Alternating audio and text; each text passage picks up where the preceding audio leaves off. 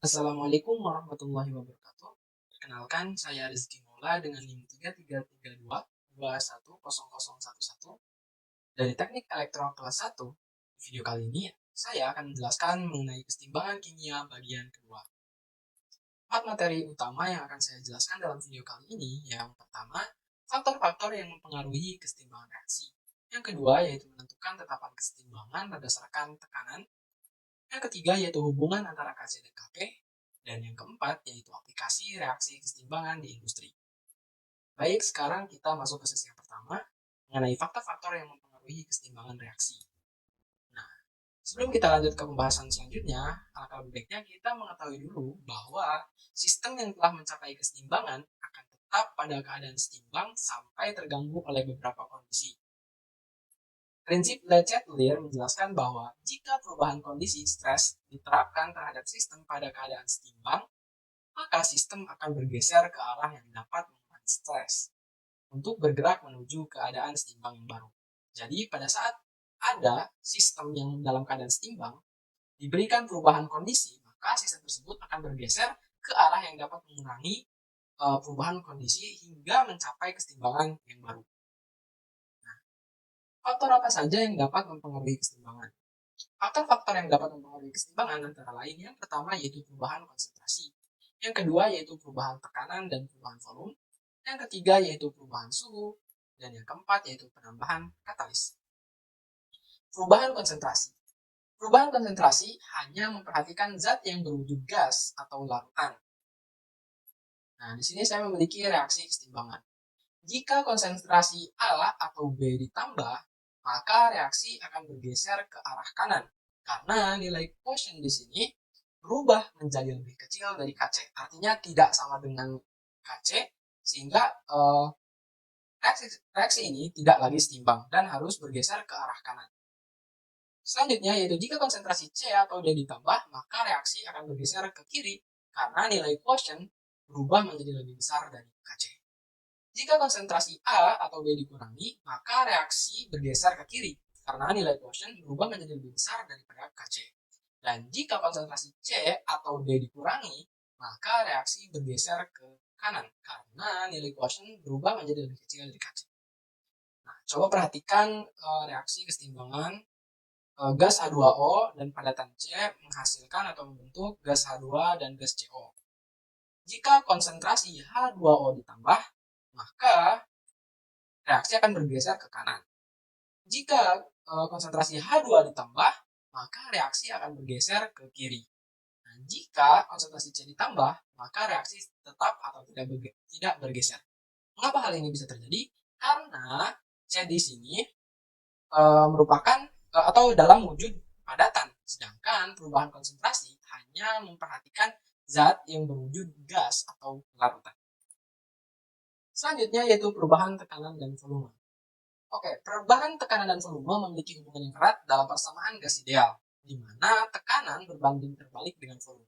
Saat volume ditingkatkan, maka saat volume dinaikkan, maka tekanan akan mengalami penurunan. Sedangkan apabila volume mengalami penurunan, maka tekanan akan mengalami kenaikan. Perubahan tekanan hanya memperhatikan zat dalam wujud gas. Nah, ini yang perlu diingat bahwa perubahan tekanan hanya memperhatikan zat dalam wujud gas, sedangkan perubahan volume hanya memperhatikan zat dalam wujud gas dan larutan. Di sini saya memiliki contoh reaksi keseimbangan lagi.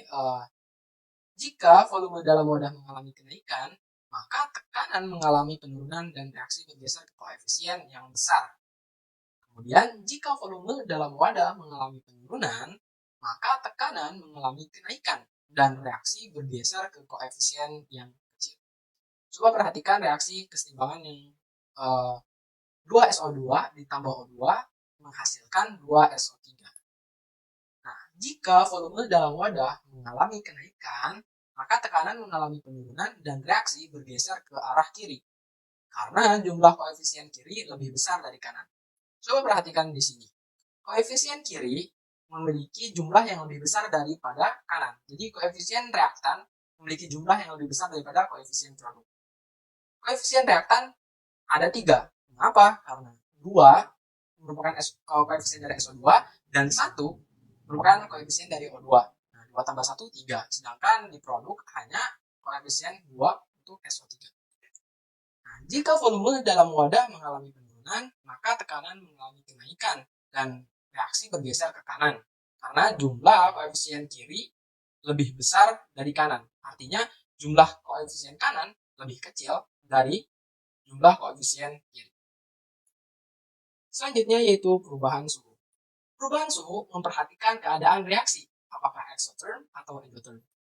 Nah, di sini saya memiliki contoh reaksi kesetimbangan. Reaksi di atas merupakan reaksi exotherm, dilihat dari perubahan entalpi yang bernilai negatif. Jika suhu mengalami peningkatan, maka reaksi bergerak ke arah kiri dengan suhu yang lebih tinggi, dengan entalpi bernilai positif. Nah, jika suhu mengalami penurunan, maka reaksi bergerak ke arah kanan dengan suhu yang lebih rendah dengan perubahan entalpi yang bernilai negatif. Ada reaksi di atas, reaksi ini merupakan reaksi endotherm. Nah, jika suhu mengalami peningkatan, maka reaksi bergerak ke arah kanan dengan suhu yang lebih tinggi atau dengan perubahan entalpi bernilai positif. Nah, jika suhu mengalami penurunan, maka reaksi bergerak ke arah kiri dengan suhu yang lebih rendah. Selanjutnya yaitu penambahan katalis. Menambahkan katalis ke sistem merubah laju reaksi, namun tidak menggeser kesetimbangan baik ke arah produk maupun ke arah reaktan. Nah, penambahan katalis dapat mempercepat terbentuknya atau tercapainya kesetimbangan. Penambahan katalis tidak mengubah nilai Q dan Kc. Nah, contoh penambahan katalis untuk mempercepat laju reaksi diaplikasikan pada pembuatan amonia dengan proses Haber-Bosch. Baik, kita masuk ke sesi yang kedua, yaitu menentukan tetapan kesetimbangan berdasarkan tekanan atau Kp. Bagaimana cara menentukan nilai Kp? Dalam ukur tekanan, kita menggunakan persamaan gas ideal di mana tekanan dikali volume sama dengan jumlah zat dikali tetapan gas ideal dikali suhu. Nah, jika kita mencari tekanan, maka kita dapat menggunakan persamaan tekanan sama dengan konsentrasi dikali tetapan gas ideal dikali suhu. Wujud zat yang dihitung dalam mencari nilai Kp yaitu gas. Dan rumus mencari nilai Kp atau tetapan kesetimbangan berdasarkan tekanan, jika mengacu pada reaksi kesetimbangan ini, A plus B menghasilkan C plus D, maka tetapan kesetimbangan berdasarkan tekanan sama dengan tekanan parsial produk dengan berpangkat koefisiennya dibagi tekanan parsial reaktan berpangkat koefisiennya.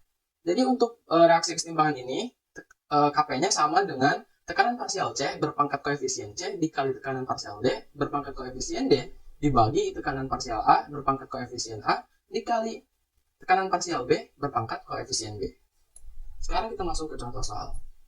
Contoh soal yang pertama yaitu dalam sebuah campuran kesetimbangan pada 500 derajat Celcius, kita mendapati bahwa tekanan parsial NH3 sama dengan 0,147 atm. Tekanan parsial N2 sama dengan 6 atm. Tekanan parsial H2 sama dengan 3,70 atm. Nah, tentukan Kp pada 500 derajat Celcius dengan berdasar pada reaksi N2 plus 3H2 menghasilkan 2NH3. Nah, karena kita telah mengetahui tekanan parsial baik dari produk maupun reaktan, jadi kita dapat langsung mensubstitusikan ke dalam persamaan dengan memperhatikan wujudnya juga, karena wujud yang dihitung dalam tetapan kesetimbangan berdasarkan tekanan itu hanya wujud gas. Sehingga persamaan tetapan kesetimbangan berdasarkan tekanan pada soal ini sama dengan tekanan parsial NH3 dibagi berpangkat 2 karena koefisiennya 2 dibagi tekanan parsial N2 berpangkat 1 karena koefisiennya 1 dikali tekanan parsial H2 berpangkat 3 karena koefisiennya 3, sehingga menjadi sama dengan 0,147 dipangkatkan 2 pangkat 2 dibagi 6 dikali 3,70 berpangkat 3 sama dengan 7,11 kali 10 pangkat minus 5. Contoh soal yang selanjutnya yaitu dalam ruangan 1 liter dicampur 4 mol zat A dan 5 mol zat B. Reaksi kesetimbangan A plus 2B menghasilkan C. Jika pada saat setimbang diperoleh 2 mol C dan tekanan total adalah 10 atm, maka hitunglah nilai Kp. Nah, jadi pertama kita membuat dulu tabel MRS, mula-mula reaksi, setimbang. Ingat, di sini bukan sisa tapi setimbang. Nah, Karena kita mengetahui bahwa yang diketahui itu yang pertama itu 4 mol zat A. Kita masukkan di mula-mula 4 mol zat A, 5 mol zat B, kita masukkan di mula-mula 5 mol zat B, dan yang diketahui bahwa mol C pada keadaan setimbang terdapat 2 mol C pada saat keadaan setimbang, sehingga dapat disimpulkan bahwa pada saat bereaksi mol C ini terdapat 2 mol juga gitu. Jumlah zat dari C ini juga ada 2 mol pada saat bereaksi. Dengan diketahuinya jumlah zat C ini pada saat bereaksi, kita dapat menentukan A plus B, A dan B-nya ini mol reaksi mol pada saat reaksi untuk A dan B dengan cara perbandingan koefisien 1 dibagi 1 dikali 2 sama dengan 2 dibagi 1 dikali 2 sama dengan 4. Nah, setelah itu kita mencari dalam keadaan setimbang 4 kurangi 2 sama dengan 2, 5 kurangi 4 sama dengan 1, dan 0 ditambah 2 sama dengan 2. Maka mol totalnya adalah 5. Mol total itu yang digunakan adalah jumlah mol pada saat keadaan seimbang. Selanjutnya kita langsung menentukan tekanan parsial A dengan cara tekanan parsial A sama dengan mol A dibagi mol total dikali tekanan total sama dengan 2/5 dikali 10 atm sama dengan 4 atm. Nah, untuk tekanan parsial B sama dengan 1/5 dikali 10 atm sama dengan 2 atm. Tekanan parsial C sama dengan 2/5 dikali 10 atm sama dengan 4 atm. Nah, tetapan nilai Kp sama dengan tetapan tekanan parsial C dibagi tekanan parsial A dikali tekanan parsial B pangkat 2 sama dengan 4 dibagi 4 kali 2 pangkat 2 sama dengan 0,25. Sekarang kita masuk ke sesi yang ketiga, yaitu hubungan antara Kc dan Kp. Hubungan antara tetapan kesetimbangan berdasarkan konsentrasi dan tetapan kesetimbangan berdasarkan tekanan. Nah, dalam persamaan gas ideal yang telah saya jelaskan sebelumnya, bahwa kita dapat mencari konsentrasi dengan persamaan konsentrasi sama dengan tekanan dibagi tetapan gas ideal dikali T. Nah, dengan mensubstitusikan persamaan ini ke dalam persamaan Kp, maka kita dapat memperoleh persamaan baru, yaitu Kp sama dengan Kc dikali dalam kurung R kali T pangkat delta N. Nah, dengan persamaan ini kita juga dapat menentukan bahwa Kc sama dengan Kp dikali dalam kurung R kali T berpangkat minus delta N. Nah, apa sih delta N dan minus delta N di sini? Nah, delta N merupakan koefisien gas produk dikurangi koefisien gas reaktan. Oke, kita masuk ke contoh soal yang pertama. Berapakah nilai Kp reaksi pembentukan amonia pada suhu 500 derajat Celcius? Dan Kc sama dengan 0,286. Dengan reaksi kesetimbangan NH3 ditambah 3H2 menghasilkan 2NH3. Nah, karena kita telah mengetahui bahwa suhu di sini yaitu 500 derajat Celcius, kita konversikan ke Kelvin menghasilkan 773 Kelvin. Kemudian Kc-nya udah 0,286, kemudian kita telah mengetahui bahwa tetapan gas ideal merupakan 0,0821 LATM per mol Kelvin, dan delta N kita telah mengetahui bahwa delta N di sini adalah minus 2 karena 2 dikurangi koefisien produk dikurangi koefisien reaktan, 2 dikurangi 4 sama dengan minus 2.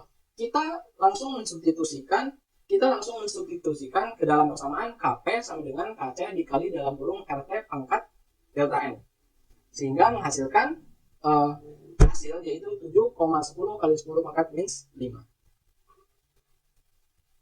Oke, contoh soal yang kedua. Dalam ruang 1 liter, 5 mol gas CCl4 terurai 60% menurut reaksi CCl4 terurai menjadi C plus 2Cl2. Tentukan besar Kc dan Kp pada suhu 25 derajat Celcius dan dengan R atau tetapan gas ideal sama dengan 0,082 LATM per mol Kelvin. Kita pertama membuat tabel MRS dan mensubstitusikan data-data yang telah diketahui. Di sini yang telah diketahui yaitu 5 mol gas CCl4 sebagai mol mula-mula dari gas CCl4. Kemudian terurai 60%. Berarti mol yang bereaksi sebanyak 5 kali 60% atau 0,6 sama dengan 3 mol. Di sini 5, 3. Nah, dengan mol reaksi CCl4 ini kita dapat menentukan mol reaksi C dan 2Cl2 dengan cara perbandingan koefisien. 1 dibagi 1 dikali 3 sama dengan 3. 2 dibagi 1 dikali 3 sama dengan 6. Nah, kita tentukan pada saat keadaan setimbang. 5 kurangi 3 sama dengan 2. 0 ditambah 3 sama dengan 3. 0 ditambah 6 sama dengan 6. Kemudian dalam mencari Kp dengan rumus hubungan antara KC dan KP, diperlukan nilai KC atau KP terlebih dahulu. Sehingga di sini saya akan mencari nilai KC terlebih dahulu. Nah, konsentrasi kan menggunakan konsentrasi baik itu produk maupun reaktan. Tapi di sini konsentrasi C tidak dihitung karena wujudnya padatan, sehingga tidak mempengaruhi tekanan gas. Maka yang digunakan adalah konsentrasi CCl4 karena wujud gas dan konsentrasi Cl2 karena berwujud gas. Oke, untuk mencari konsentrasi Cl4 yaitu dengan mengalihkan 2 mol dikali 1 per 1 liter sama dengan 2 molar. Dan untuk konsentrasi Cl2 sama dengan 6 mol dikali 1 per 1 liter sama dengan 6 molar. Nah, kita langsung mensubstitusikan persamaan ini, hasil ini, data ini, ke dalam persamaan tetapan keseimbangan berdasarkan konsentrasi. Yaitu KC sama dengan konsentrasi Cl2 berpangkat 2 karena koefisiennya 2 dibagi CCl4, konsentrasi CCl4 sama dengan 6 pangkat 2 dibagi 2 sama dengan 18. Nah, kita masukkan data-data ini ke dalam persamaan KP karena KC telah diketahui bahwa 18, dan sekarang kita menentukan KP dengan persamaan KP sama dengan KC dikali dalam kurung R kali T pangkat delta N. Nah, oke, KP-nya di sini KP sama dengan KC-nya kita telah mengetahui 18 dikali R-nya telah diketahui 0,082 kita masukkan, dan di sini jangan lupa untuk suhu 25 derajat Celcius harus dikonversikan ke Kelvin ditambah 273 sehingga menghasilkan 298, dan di sini dipangkatkan 1. Kenapa? Karena ingat bahwa delta N merupakan pengurangan antara koefisien gas produk dikurangi koefisien gas reaktan. 2 dikurangi 1 sama dengan 1, sehingga menghasilkan KP yaitu 440. Oke, kita masuk ke sesi yang keempat, yaitu kita masuk ke sesi yang keempat, merupakan sesi yang terakhir mengenai aplikasi reaksi kesetimbangan di industri. Nah, salah satu contoh dari aplikasi reaksi kesetimbangan di industri yaitu pembuatan amonia dengan proses Haber-Bosch. Nah, dalam memperoleh amonia dengan jumlah dan kualitas yang diinginkan, kita dapat menggunakan reaksi kesetimbangan dalam pembuatannya. Yang pertama yaitu memperbesar konsentrasi reaktan, yang membuat kesetimbangan pada reaksi setimbang ini bergeser ke arah produk, ke arah produk. Kemudian kita dapat memperbesar tekanan. Nah, dengan memperbesar tekanan, maka kesetimbangan akan bergeser ke arah koefisien yang lebih kecil. Nah, koefisien yang lebih kecil di sini yaitu produk. Kemudian menurunkan suhu. Ingat di sini bahwa reaksi kesetimbangan di sini merupakan reaksi exotherm dengan perubahan entalpi bernilai negatif. Dengan menurunkan suhu, kesetimbangan akan bergeser ke arah suhu yang lebih rendah, yaitu ke arah produk. Kemudian, karena penurunan suhu ini, laju reaksi mengalami perlambatan, sehingga diperlukannya penambahan katalis dalam pembuatan amonia. Nah, setelah semuanya dilakukan, maka kita dapat menghasilkan amonia dengan jumlah dan kualitas yang diinginkan. Beberapa contoh lain yaitu pembuatan asam sulfat dengan proses kontak, dan yang selanjutnya itu pembuatan gas keluar dengan proses Deacon. Mungkin hanya itu yang dapat saya sampaikan. Kurang dan lebihnya mohon maaf. Wassalamualaikum warahmatullahi wabarakatuh.